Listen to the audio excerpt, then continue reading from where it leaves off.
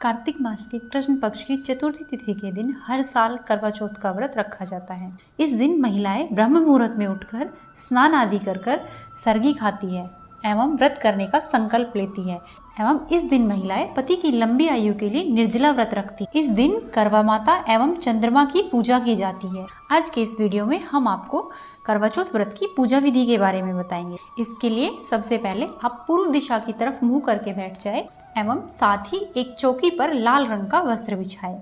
फिर चौकी पर माता की प्रतिमा के लिए आसन प्रदान करें। यदि संभव हो तो आसन गेहूं के दानों से प्रदान करें।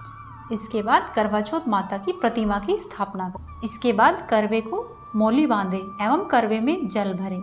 जल भरकर माता के पास रखें एवं करवे की कुछ जगह पर इस टोटी में रुई लगाई जाती है एवं कुछ जगह पर सीख लगाई जाती है, जिससे टोटी का पानी बाहर ना गिरे।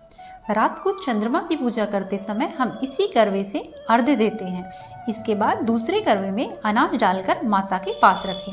कुछ जगह पर अनाज की जगह ड्राई फ्रूट्स, कुछ जगह पर चिवड़ा या कुछ जगह पर अन्य कुछ चीजें इस्तेमाल की जाती है। आपकी जगह पर जो इस्तेमाल किया जाता है आप वही लें। इसके बाद हम करवे की प्लेट पर मिठाई रखकर करवे को ढक देंगे। करवे की प्लेट को कभी भी खाली नहीं छोड़ना चाहिए। जिस करवे में हमने पानी डाला है उसकी प्लेट पर जो मिठाई है उसको चंद्र पूजा के बाद उस मिठाई से ही अपना व्रत खोलते हैं। इसके साथ ही अपना सिंदूरा माता के चरणों में रखें। इससे माता हमें आशीर्वाद प्रदान करे।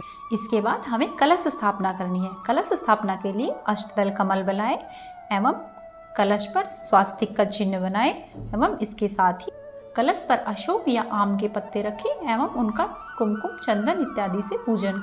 इसके बाद कलश पर थोड़ा अनाज रखें एवं यदि आप दीप कलश बना रहे हैं तो आप दिया रखें, वरना आप एक नारियल। इसके बाद हम शुद्ध जल में थोड़ा सा गंगा जल डालेंगे एवं पुष्प की सहायता से सभी को स्नान कराने के बाद हम माता को गेहूं अर्पित करेंगे। इस व्रत में गेहूं का बहुत महत्व होता है। कोशिश करें माता को गेहूं अवश्य ही अर्पित। इसके बाद हम माता को चुनरी उड़ाएंगे एवं सभी को वस्त्र रूपी कलावा अर्पित करेंगे। यदि आपके पास जनेऊ है तो गणेश जी को जनेऊ अर्पित करें। मैंने यहाँ पर सभी को वस्त्र रूपी कलावा अर्पित। इसके बाद हम हल्दी कुमकुम की सहायता से गणेश जी, माँ पार्वती, भोलेनाथ और करवा चौथ माता का तिलक करेंगे एवं इसके साथ ही तस्वीर में चंद्रमा, सूर्य एवं जितनी भी सुहागिन महिलाएं हैं सभी का हल्दी और कुमकुम की सहायता से तिलक करेंगे। इसके बाद हम उन्हें अक्षत अर्पित करें। इसके बाद हम करवे की पूजा करेंगे। करवे पर हम 13 टिकिया गिनकर लगाते हैं एवं इसी तरह से हम दूसरे करवे की पूजा करेंगे। इस करवे पर भी हम 13 टिकिया लगाएंगे। इसके बाद हम दीपक को आसन प्रदान करते हुए दीपक को रखेंगे एवं फिर हम दीपक को प्रज्वलित करेंगे। यदि आप दीप कलश बना रहे हैं तो आपको कलश के ऊपर रखा हुआ दीपक भी प्रज्वलित करना है। इसके बाद हम करवा चौथ माता, गणेश जी महाराज एवं भोलेनाथ, माँ पार्वती सभी को पुष्प समर्पित करेंगे। इसके साथ ही हम अपने करवों को भी पुष्प समर्पित करें एवं अपने कलश को भी हम पुष्प समर्पित कर कलश की भी पूजा करेंगे। इसके बाद हम माता को श्रृंगार की सामग्री अर्पित करेंगे। आप चाहे तो 5, 7, 11 या 16 अपनी इच्छा के अनुसार जितनी आप श्रृंगार की सामग्री अर्पित करना चाहे उतनी माता को कर सकते हैं एवं इनमें से अपने लिए कुछ श्रृंगार की सामग्री अवश्य ही रखें जो कि माता का आशीर्वाद होती है एवं अन्य को आप दान कर सकते हैं। इसके बाद हम माता को, गणेश जी भगवान को सभी को भोग अर्पित करेंगे एवं इसके साथ ही हम सभी को ऋतुफल भी अर्पित करेंगे। इसके बाद हम माता को दक्षिणा समर्पित करेंगे। हमें दक्षिणा 2 जगह समर्पित करनी होती है। एक हमें माता के चरणों में एवं दूसरी हमारी सुहाग के सामान पर जो हमें दान में देना होता है। आप अपनी सासू, ननद या किसी अन्य सुहागिन महिला को दान में देते हैं, उन दक्षिणा अवश्य ही देनी चाहिए। एवं इसके बाद हम हाथ में गेहूं के कुछ दाने लेकर कथा सुनेंगे। बहुत समय पहले की बात है। एक अंधी बुढ़िया थी जिसका एक बेटा और बहू थी। वे लोग बहुत ही गरीब थे। वह अंधी बुढ़िया रोजाना गणेश जी की पूजा किया करती थी। गणेश जी उस बुढ़िया से प्रसन्न होकर एक दिन प्रकट होकर बोलते हैं, हे बुढ़िया माई, मैं आपकी पूजा से प्रसन्न हूँ। आप जो वर मांगना चाहती हो आप मांग लो। तब बुढ़िया माई कहती है, मुझे मांगना नहीं आता, मैं कैसे और क्या मांगूँ। तब गणेश जी बोले, बुढ़िया माई मैं कल फिर आऊँगा, आप तब तक अपने घर पर पूछकर मुझे बताना आपको क्या चाहिए। तब बुढ़िया माई ने कहा ठीक है। तब बुढ़िया माई ने अपने बेटे और बहू से बोला कि क्या मांगूं मैं गणेश जी से। तब बेटे ने कहा कि माँ तुम धन दौलत मांग लो, और बहू ने कहा कि माँ आप पोता मांग लो। तब बुढ़िया माई ने सोचा कि ये तो अपने अपने मतलब की बात कर रहे हैं। फिर बुढ़िया माई ने पड़ोसनों से पूछा कि मैं गणेश जी से क्या मांगूं। तब पड़ोसनों ने कहा कि बुढ़िया माई तुम्हारी थोड़ी सी जिंदगी बची है, तुम धन और पोते का क्या करोगी, तुम अपने नेत्र मांग लो, इससे तुम अच्छे से जीवन व्यतीत कर सकोगी। फिर बुढ़िया माई ने बेटे बहू तथा पड़ोसियों की बात सुनकर घर जाकर सोचा कि मैं ऐसा क्या मांगू जिससे बेटे बहू तथा पड़ोसनों सभी की बात सही हो जाए। जब दूसरे दिन गणेश जी आए तो गणेश जी ने बोला, बुढ़िया माई कृपया आप बताइए आपको क्या चाहिए, आप जो मांगोगी मेरा वचन है वह मैं पूर्ण करूँगा। तब बुढ़िया माई ने कहा, हे गणपति, यदि आप मुझ पर प्रसन्न हैं तो मुझे 9 करोड़ की माया दे, निरोगी काया दे, अमर सुहाग दे, आंखों में प्रकाश दे, नाती पोती दे और समस्त परिवार का सुख दे, फिर अंत में मोक्ष दे। बुढ़िया माई की बात सुनकर गणेश जी बोले, बुढ़िया माँ तुमने तो मुझे ठग लिया, खैर तुमने जो भी मांगा है वह सब पूरा होगा। ऐसा कहकर गणेश जी अंतर्ध्यान हो गए। हे गणेश जी महाराज, जैसा आप बुढ़िया माई पर प्रसन्न हुए वैसा ही हम सभी पर प्रसन्न हुए। आइए अब हम करवा चौथ माता की कथा सुनते हैं। बहुत समय पहले की बात है, एक साहूकार के 7 बेटे और उनकी एक बहन थी। सातों भाई अपनी बहन से बहुत प्यार करते थे, यहाँ तक कि वे पहले उसे खाना खिलाते एवं बाद में स्वयं खाना खाते थे। एक बार उनकी बहन अपने ससुराल से मायके आई हुई थी एवं उस दिन उनकी बहन ने करवा चौथ का व्रत रखा था। शाम को जब उनके भाई अपने व्यापार व्यवसाय से वापस आए एवं घर आकर खाना खाने के लिए बैठे तो उन्होंने कहा, बहन तुम भी आओ और आकर खाना खा लो।